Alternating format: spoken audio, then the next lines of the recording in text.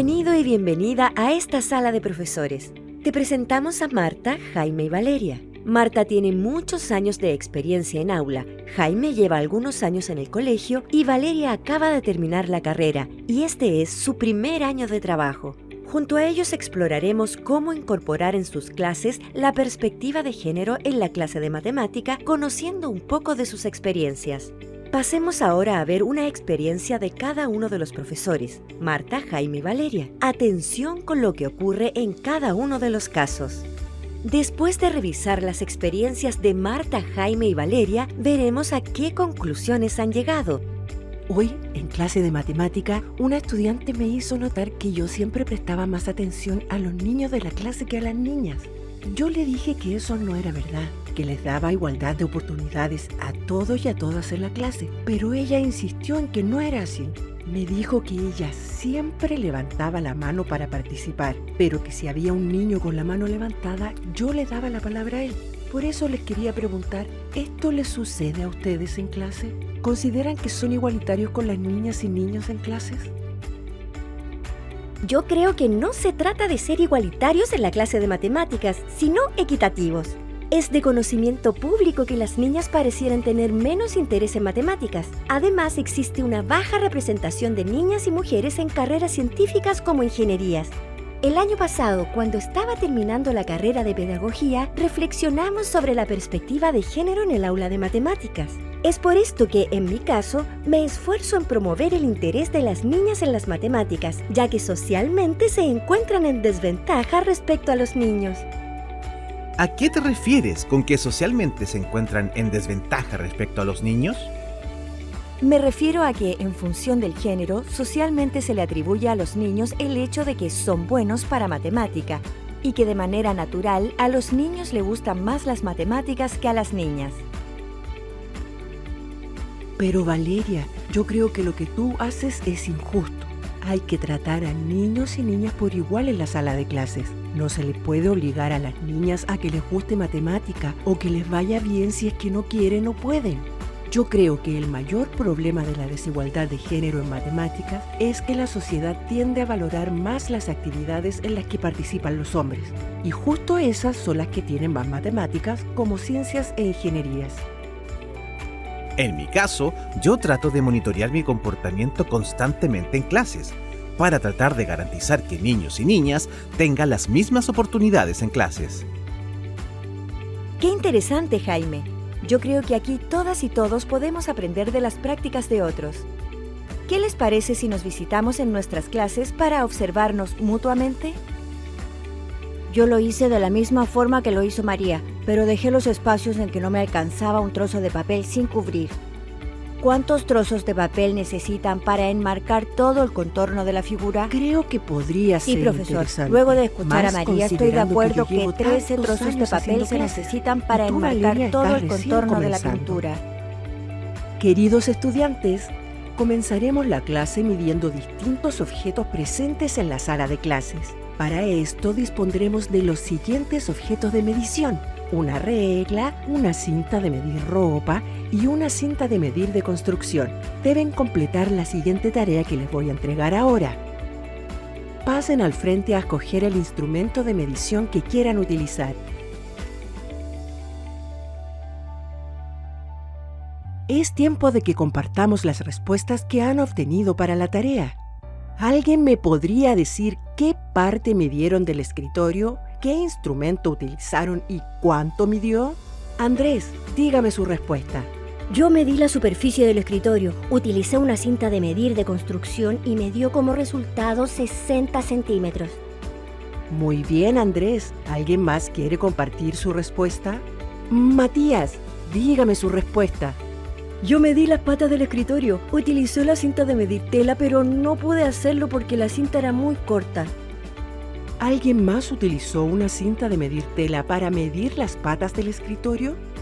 Yo, profesora. Yo medí las patas del escritorio con una cinta de medir tela. ¿Y qué resultado obtuviste? 84 centímetros. Matías, ¿Cómo crees que Antonia pudo obtener ese resultado? Me parece extraño que el resultado sea 84 centímetros, porque la regla solo llega hasta 40 y como mucho pudo poner 2 veces la regla completa. Entonces, ¿qué procedimiento se debe hacer para medir esos 4 centímetros faltantes? Yo, profesora. Yo creo que habría que marcar en la pata del escritorio hasta donde llegan los 80 centímetros y luego volver a medir de esa marca con la regla desde cero.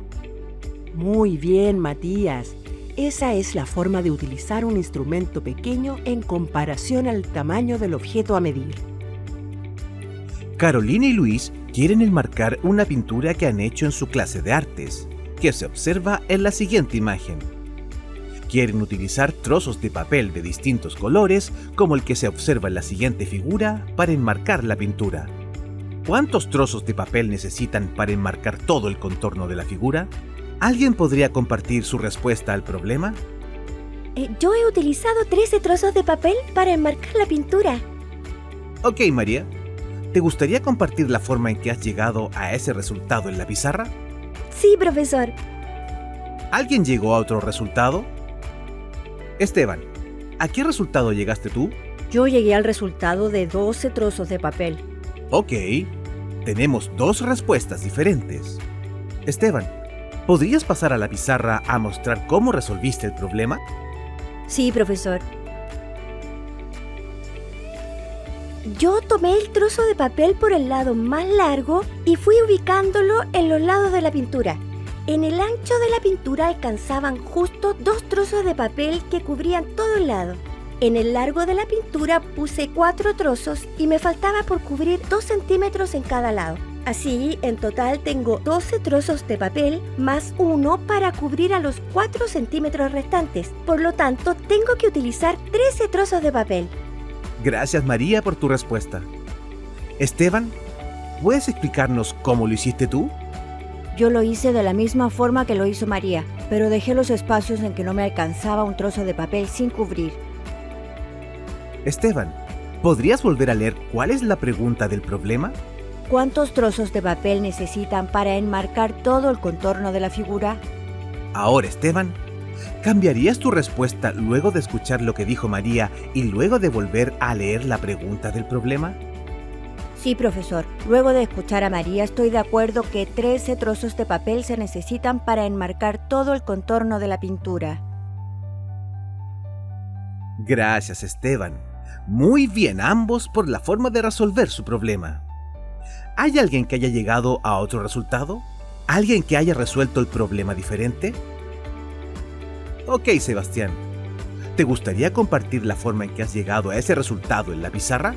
Sí, profesor. ¿Alguien llegó a otro resultado o lo hizo de otra forma? Elena, ¿a qué resultado llegaste tú? Yo llegué al resultado de 14 trozos de papel. Ok, tenemos 2 respuestas diferentes. Elena, ¿podrías pasar a la pizarra a mostrar cómo resolviste el problema?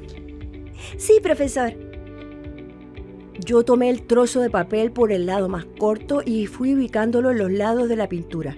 En el ancho de la pintura alcanzaban justo 10 trozos de papel que cubrían todo el lado. En el largo de la pintura alcanzaban justo 21 trozos. Así en total tengo 62 trozos de papel. Gracias, Sebastián, por tu respuesta. Elena, ¿puedes explicarnos cómo lo hiciste tú? Yo lo hice de la misma forma que lo hizo María, pero cubrí los espacios de 2 centímetros que faltaban a lo largo de la figura con 2 trozos de papeles, ubicándolos en el lado más corto. Muchas gracias, Elena. Sebastián, ¿qué opinas de la solución de Elena? Yo creo que está bien, porque la instrucción del problema era utilizar los trozos de papel y cubrir todo el contorno de la pintura y ella lo hace. ¿Y tú, Elena, qué opinas de la solución de Sebastián? Yo también creo que está bien, porque cumple con las instrucciones, solo que él utiliza todos los trozos en una sola dirección y yo utilizo en 2 direcciones. ¿Alguien cree que la forma de solucionar el problema de Elena y Sebastián es incorrecta? ¡No! Así es, ambas soluciones son correctas. Muy bien hecho, Sebastián y Elena. Pueden volver a sus asientos. Tal como observamos con sus compañeros y compañeras, no existe una única forma de solucionar este problema. Todos y todas tienen la misma oportunidad de participar en clases con sus respuestas. Estimadas y estimados estudiantes, ella es Alicia Dickenstein, una destacada y reconocida matemática argentina quien se ha dedicado a investigar sobre geometría. Además, escribió un libro muy entretenido llamado Matemac, la matemática en todas partes. Hoy vamos a trabajar con uno de los problemas que presenta el libro. He traído 2 bolsas llenas de cuadritos de papel de cuyos lados miden 1 centímetro. Necesito 2 líderes de 2 equipos. Camila y Antonia, ¿podría liderar 2 equipos de trabajo? Sí, profesora. ¡Genial! La tarea es la siguiente. Camila y su equipo tendrán la misión de formar todos los rectángulos posibles de 12 centímetros cuadrados de área con los cuadraditos de esta bolsa. Y Antonia y su equipo tendrán la misión de formar todos los rectángulos posibles de área 22 centímetros cuadrados con los cuadraditos de esta bolsa. Yo no quiero trabajar en grupo, prefiero hacerlo solo o ser el capitán de un equipo. Andrés, es importante que compartas tus ideas con tus compañeros y compañeras para que así puedas resolver el problema. Es que no quiero, prefiero hacerlo solo. Lo siento, Andrés, pero tienes que formar parte de un grupo. Puedes comentar en tu grupo cómo resolverías el problema.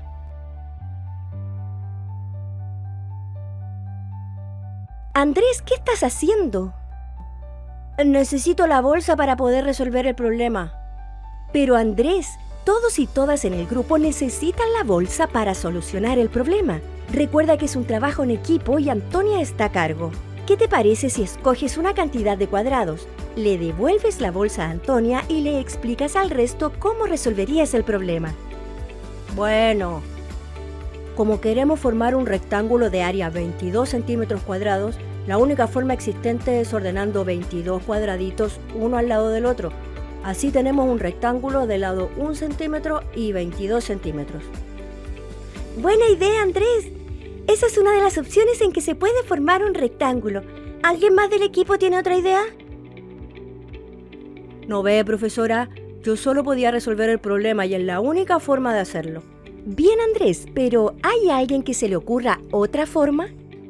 Yo tengo otra idea. Bien, Antonia, muéstranos cuál es tu idea. Otra forma en la cual podemos organizar los cuadritos para formar un rectángulo de área 22 centímetros cuadrados es la siguiente. Es verdad, de esa forma también se forma un rectángulo. Muy bien, Antonia. ¿No ves, Andrés? Si trabajas en grupo, podrás conocer otras formas de resolver problemas matemáticos. En la matemática, la mayoría de las veces hay más de una forma de resolver un problema, y si trabajamos en equipo, podemos descubrir todas esas formas. Es verdad. Disculpa, Antonia, por quitarte la bolsa. Creo que ha sido una muy buena experiencia poder observar nuestras clases. ¿Qué opinan ustedes? ¿Tienen algún comentario respecto a lo que observaron? Sí, ha sido una oportunidad muy buena poder ver nuestras clases mutuamente. A mí me ha gustado mucho que hayas incorporado a una mujer matemática en clases.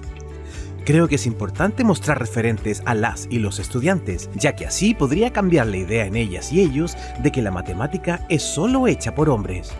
A mí también me pareció una buena idea. Sin embargo, creo que cuando se escojan líderes de equipos de trabajo, tienen que escogerse al azar. O como lo hizo el profesor Jaime, es decir, una niña y un niño. Creo que es injusto darle solo preferencia a las niñas. Entiendo y estoy de acuerdo en tu punto, pero creo que no hay nada de malo en escoger 2 niñas o 2 niños para ser capitanes de un equipo. Lo importante es que tratemos de evitar repetir conductas estereotipadas en clases. Por ejemplo, creo que cuando se utilicen materiales concretos como cintas de medir de distintos tipos, debemos repartirlas teniendo en cuenta que la cinta de construcción suele asociarse a niños y las cintas de medida a niñas, por lo que debemos distribuir estos materiales sin sesgos de género. Es verdad, creo que no fui consciente con eso. Ahora que me lo comentas, para la próxima vez tendré más cuidado al respecto. En cuanto a tu clase, Jaime, me pareció una muy buena idea el anotar en la pizarra quienes participan. Es una forma de monitorear la distribución de oportunidades de habla de las y los estudiantes en clases. Sí considero que luego, con el tiempo, esto podría quitarse y hacerse de manera natural. Creo que es solo cuestión de costumbre. Sí, totalmente de acuerdo. Ahora lo hago visible porque me ayuda a organizarme, pero sin duda espero que con el tiempo ya pueda hacerlo de forma natural. Yo creo que incorporaré esa técnica. Para mí es muy difícil abordar el tema de la perspectiva de género en el aula, por lo que observar sus clases ha sido una gran ayuda para reflexionar e incorporar nuevas dinámicas en mi clase. Además, me gustó que Jaime hiciera tanto a niñas como a niños preguntas que los hace pensar. Estoy de acuerdo. A mí me ha ayudado mucho ver cómo han gestionado distintos episodios que yo hubiese resuelto de otra forma. Por ejemplo, la situación con Andrés. Sí, es complejo a veces cambiar las posturas de los niños, pero debemos enseñarles a compartir más y que resolver problemas matemáticos en grupo es mucho más entretenido que hacerlos solos. Reflexión. ¿Qué ha pasado en este caso? ¿Qué perfil tienen quienes han participado? ¿Qué docente consideras que aborda de mejor manera la perspectiva de género en el aula matemática? Perfiles docentes en perspectiva de género. Esta cápsula ha mostrado 3 perfiles de profesores y profesoras de matemática que abordan la perspectiva de género en la educación matemática. Cada una de sus formas de enseñar e interactuar tienen ventajas y desventajas. Estos perfiles están inspirados en los propuestos por Levy 2000, quien analiza los roles que optan profesores y profesoras de matemática a la hora de abordar la perspectiva de género en clases. Los roles que identifica son: ofrecer igualdad de oportunidades y respetar las diferencias. Garantizar que las niñas y los niños tengan las mismas experiencias. Intentar compensar las diferencias de género en la sociedad. Recomendaciones.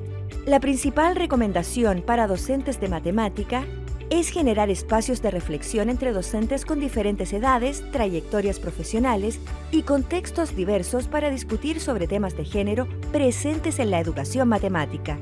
Junto con esto, la observación entre pares de las clases puede ser un espacio que invite a mirar la propia práctica con otros ojos y desde una perspectiva de género. A continuación mostramos 3 dimensiones de recomendaciones. En la planificación de clases, en la implementación de clases, a nivel de reflexión profesional.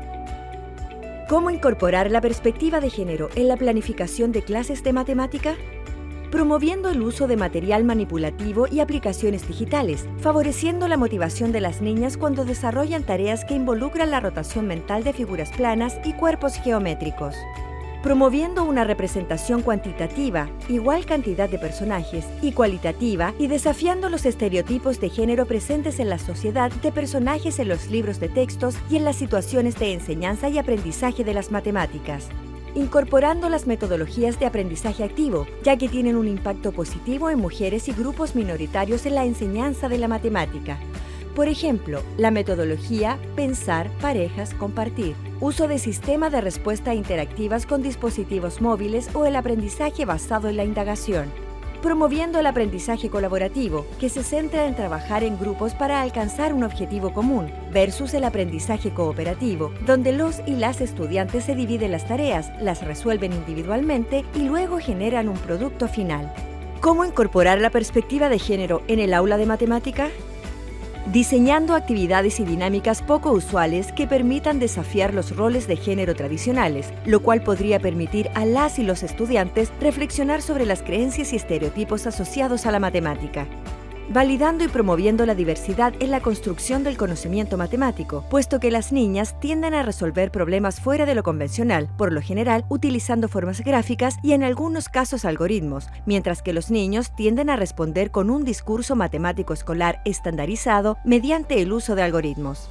Siendo consciente de la distribución de turnos de palabra que otorgan en clases, distribuyendo equitativamente las interacciones personalizadas con las y los estudiantes, planteando preguntas desafiantes y de orden cognitivo superior de forma igualitaria en la clase. Usando un lenguaje no sexista en el aula de clases, ya que se ha observado que el lenguaje en el aula suele ser altamente masculinizado. Por ejemplo, hablar de personas en general y no de hombre, incluyendo a mujeres.